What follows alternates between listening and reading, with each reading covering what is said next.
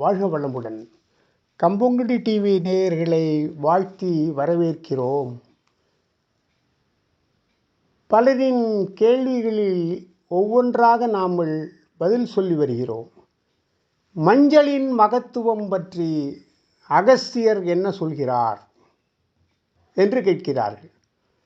உணவு முதல் வீட்டு வாயிற்படி வரை பல இடங்களிலும் உபயோகப்படுத்துவது மஞ்சள். ஆண்டவனுக்கு அபிஷேகம் செய்வதிலும் மஞ்சள் முக்கிய இடம் வகிக்கிறது. உடல் ஆரோக்கியத்திற்கும் மிகவும் முக்கியமானது மஞ்சள். மஞ்சளின் மகிமையை, மருத்துவ குணங்களை நமது முன்னோர்கள் மட்டுமல்ல, முன்னோர்களுக்கெல்லாம் முன்னோர்களில் ஒருவரான அகஸ்தியர் விரிவாக சொல்லியிருக்கிறார். அந்த விவரங்கள் அகஸ்தியர் குணபாடல் எனும் நூலில் இடம்பெற்றுள்ளன.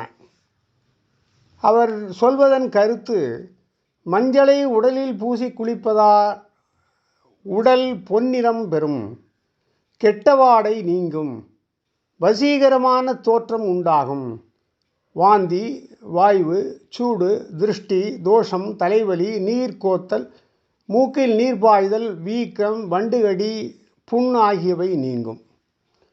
இதேபோல் இன்னும் பல தகவல்களும் இந்நூலில் இருக்கின்றன. மஞ்சளை பொடித்து புண்கள் மீது தூவினால் புண்கள் ஆறும்.